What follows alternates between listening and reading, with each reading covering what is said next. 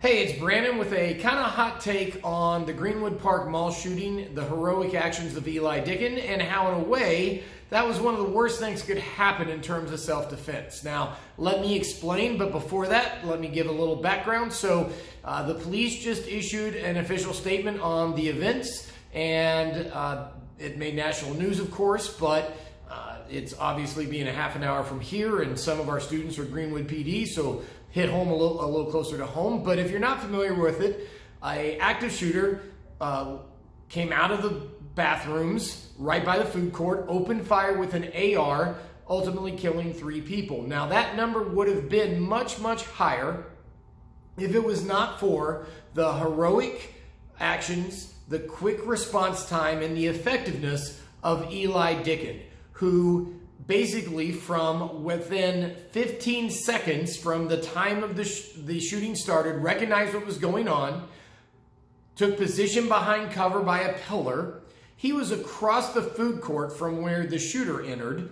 And so from approximately 43 yards with his Glock handgun, proceeded to engage the shooter, firing 4 times, hitting him twice from 43 yards. Now, what makes that even more impressive is he paused some of those shots as people that were fleeing the situation ran across his sight picture. After getting hit, the shooter tried to retreat back towards the bathroom, so Eli closed the distance to about 20 yards where he fired another 4 shots, hitting all 4. Approached even closer and fired the final 2 from in close, so a total of 10 shots, 8 of which hit the target.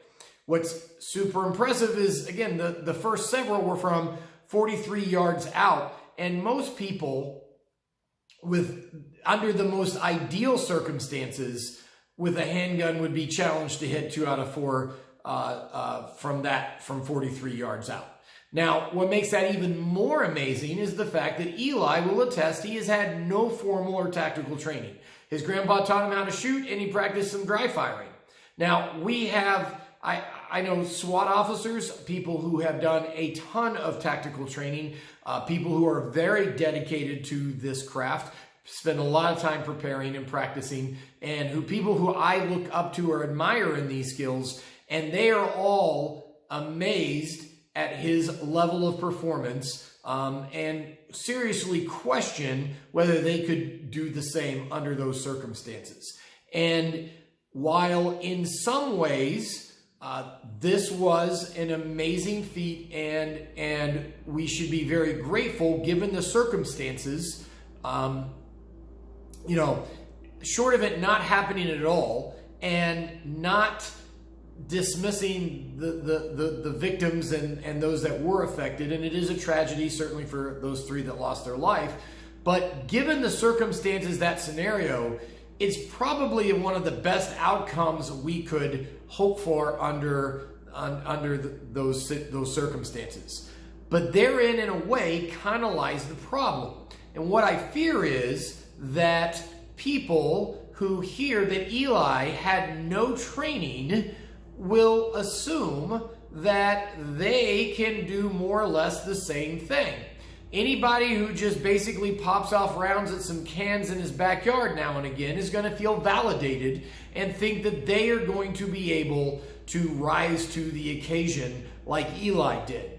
Now, the general consensus for anybody who's done any self-defense training or any type of stress training and tactical training, etc., right? The general consensus is that we are not going to rise to the occasion. We are going to fall back to our lowest level of skill, our lowest level of training, right? And any type of reality-based training or stress training shows that our skills often erode under stress. And this is just in training, not a real crap hits the fan scenario, right? And so that is the norm, and that's why we train, is so that we raise our base, we raise our floor, we default back to what is hopefully still a decent level of competency. That is our goal. Now, again, what scares me is that people are going to use the details of this particular case to excuse themselves from getting proper training.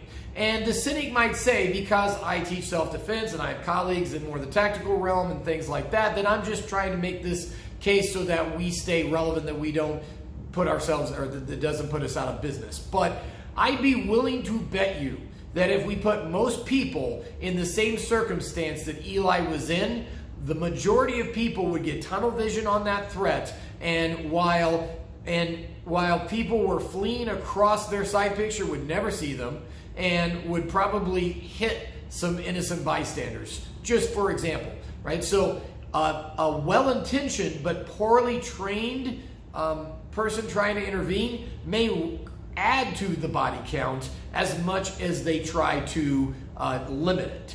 And so, again, this particular case does not absolve us from getting the proper training and being responsible, especially if firearm is part of our personal protection strategy.